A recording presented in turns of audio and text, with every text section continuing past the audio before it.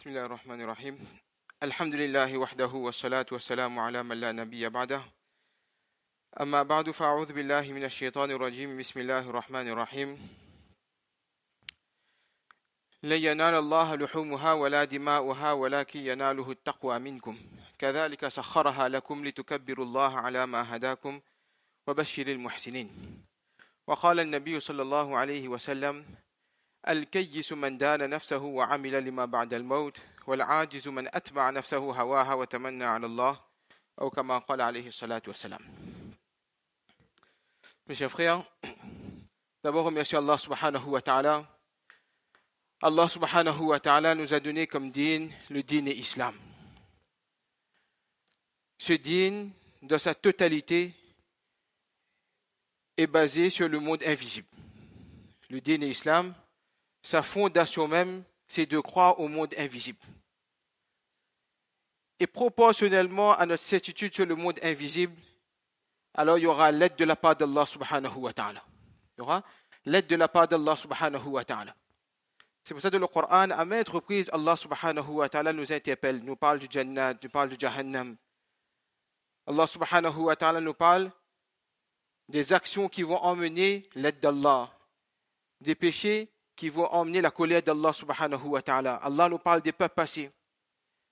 Donc le dîn et l'islam dans sa totalité est basé sur la certitude sur le monde invisible. Donc là, cette période de Qurbani, Allah subhanahu wa ta'ala nous interpelle vers l'histoire, nous rappelle l'histoire d'Ibrahim alayhi salatu wa salam. Allah ta'ala nous rappelle l'histoire d'Ibrahim alayhi salatu wa salam. Quelle était la conviction et la certitude d'Ibrahim alayhi salatu wa salam sur les promesses d'Allah subhanahu wa ta'ala. Et par cette soumission, cet amour, cette conviction qu'Ibrahim alayhi salatu wa salam il avait sur les promesses d'Allah, comment Allah ta'ala il a manifesté son aide pour Ibrahim alayhi salatu wa salam. C'est pour ça le prophète sallallahu alayhi wa sallam, qu'on a demandé au prophète sallallahu alayhi wa sallam, qu'est-ce que ça représente ce Eid al-Adha? Ce sacrifice d'animal, ça représente quoi? Le prophète sallallahu alayhi wa sallam dit Sunnatu abikum Ibrahim. Ça c'est pour commémorer la sunnat d'Ibrahim, le sacrifice d'Ibrahim alayhi salatu wa salam, pas seulement le sacrifice, mais la vie entière d'Ibrahim alayhi salatu wa salam. Et c'est une leçon pour nous jusqu'à la fin des temps. Dhul Hijjah, c'est le dernier mois du calendrier islamique. Dhul Hijjah, c'est le dernier mois du calendrier islamique. Et le 10e Dhul Hijjah, Allah subhanahu wa ta'ala nous ordonne, pour ceux qui en ont les moyens, d'égorger un animal. Dans le calendrier islamique commence par le mois de Muharram. Au 10e Muharram, Allah subhanahu wa ta'ala nous rappelle l'histoire de Moussa alayhi salatu wa salam. Donc notre année finie, Allah nous rappelle l'histoire d'Ibrahim alayhi salatu wa salam, la soumission qu'avait Ibrahim alayhi salatu wa salam. Parce que lorsqu'une personne, il croit en Allah, il a dit la ilaha illallah, tout de suite de la part d'Allah, il sera éprouvé. Parce que c'est la demande de son iman. Pour prouver la véracité de son iman.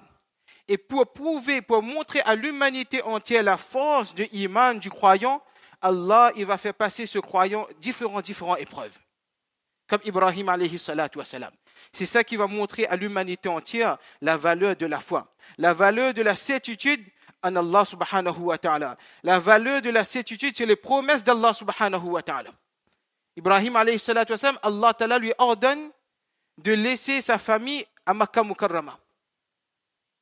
En apparence, c'est contre la logique humaine. Comment un ordre peut arriver de laisser son fils et son épouse dans un endroit où il n'y a ni eau, ni végétation, ni habitation, ni rien? Mais Allah Ta'ala montre à l'humanité entière que Iman, sa demande, c'est ça. C'est de se soumettre à Allah, même si l'ordre d'Allah est contraire en apparence à notre logique. Même si l'ordre d'Allah en apparence est contraire à notre personnalité. Même si l'ordre d'Allah est contraire à nos habitudes. Mais derrière cette contrariété, derrière cette épreuve, derrière cette soumission à l'ordre d'Allah, il y a la promesse de l'aide d'Allah subhanahu wa ta'ala. Parce que l'aide d'Allah est avec le croyant. Donc l'histoire d'Ibrahim alayhi salatu wa salam, Allah nous rappelle comment Allah subhanahu wa ta'ala il va manifester son aide invisible pour le croyant. Donc Ibrahim alayhi salatu wa salam, il a son fils à Makkah Mukarrama. Et nous savons l'histoire, Allah fait jaillir l'eau de Zamzam. Allah nous rappelle, soumettez-vous à Allah, à l'ordre d'Allah. Et Allah subhanahu wa ta'ala, son nizam, son organisation invisible va se manifester. Allah il ordonne Ibrahim alayhi salatu wa salam d'égorger son fils. Son fils à peu près à l'âge de 12 ans. Où il a la capacité maintenant d'aider son père. L'entendement humain ne peut pas comprendre ça. Comment un père peut égorger son fils? Ibrahim alayhi salatu wa salam, il va pour égorger son fils. L'appel du haqq de la vérité, c'est d'avancer vers Allah. الشيطان يعدكم الفقر ويأمركم بالفحشاء والله يعدكم مغفرة منه وفضلا. Shaitan, la fausseté, son da'wat, son invitation, c'est sur l'apparence. C'est sur l'apparence. C'est sur nos capacités physiques, capacités financières. Et Allah, la vérité, son da'wat, son invitation, c'est notre regard sur le monde invisible, sur le trésor infini d'Allah. C'est ça notre testuature. C'est ça l'histoire d'Ibrahim alayhi salatu wa salam. Shaitan, il vient et dit, Ibrahim, tu vas égorger ton fils? Comment tu peux égorger ton fils? Il va auprès de la maman, il va auprès du fils. Mais Ibrahim alayhi salatu wa salam, il est convaincu que si c'est l'ordre d'Allah, alors jamais Allah subhanahu wa ta'ala va détruire notre famille. Ibrahim alayhi salatu wa salam, il a passé ses tests.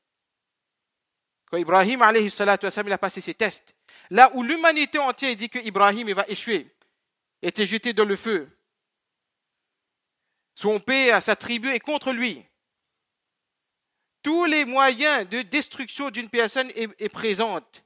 D'humiliation est présente. Mais chez Allah, il y a une autre règle. Chez Allah, honneur et déshonneur est basé sur notre iman et sur nos a'mal, sur nos actions. Richesse et pauvreté est basée sur notre iman et sur nos actions, sur nos a'mal. Réussite, perte est basée sur notre iman, sur notre pratique de din. Donc lorsque l'humanité entière regarde la vie d'Ibrahim avec le regard de la fausseté, que la tribu est contre, le père est contre Ibrahim, il sera jeté dans le feu, il va être détruit.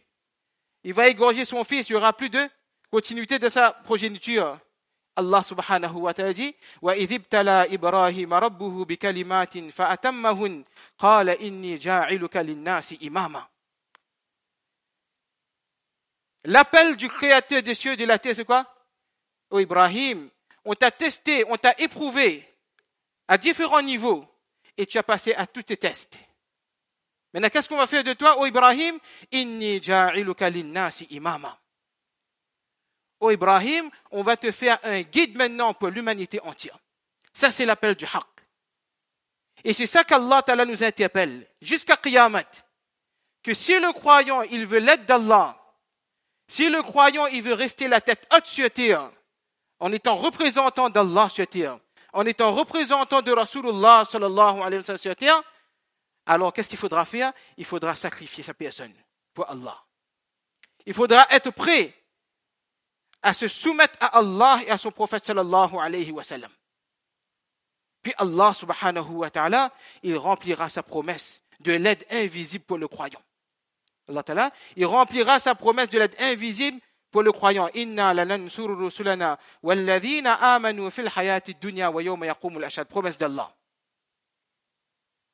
Que notre aide est avec ceux qui croient, avec nos prophètes et avec ceux qui croient dans ce monde et dans la vie après la mort. Ça, c'est promesse d'Allah jusqu'à Qiyamat. Mais à condition que le croyant, il remplit les conditions que Allah subhanahu wa ta'ala a placées. La première condition, Allah ta'ala nous interpelle, être prêt à avoir ce désir de se sacrifier pour Allah.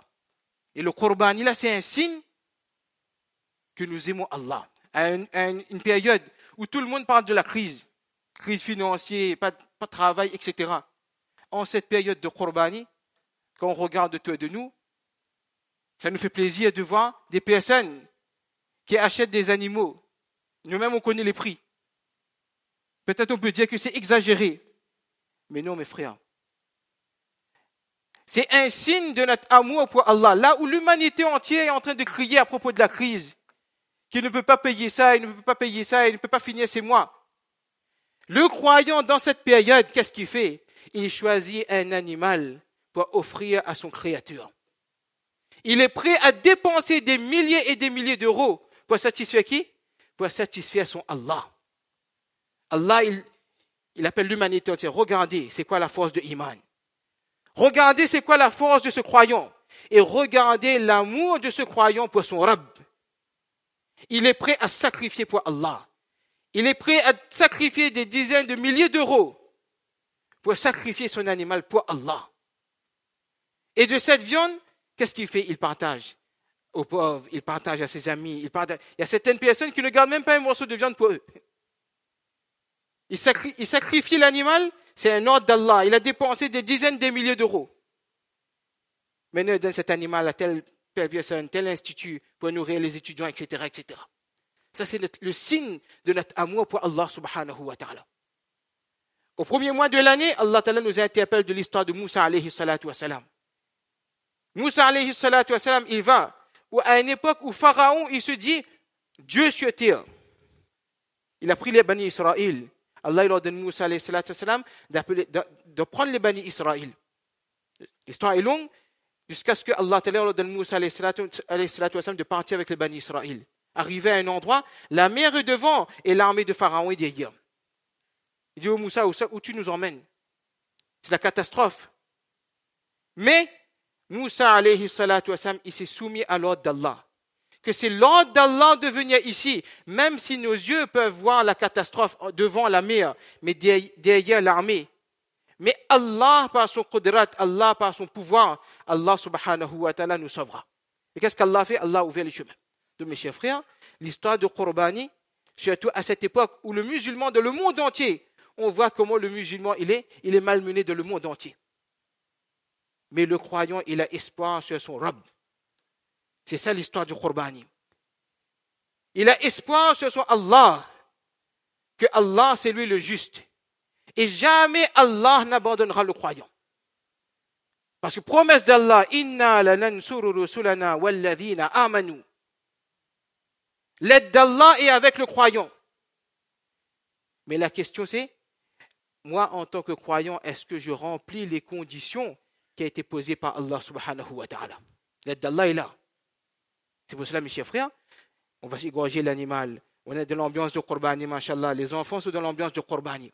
Mais comment cet enthousiasme de sacrifier pour Allah, là on dépense nos biens. Allah dit, inna Allah ashtara minal mu'minina anfusahum wa amwalahum. Allah, il a déjà acheté. Ce bien qu'on va dépenser pour sacrifier un animal, cet argent-là appartient en réalité à Allah.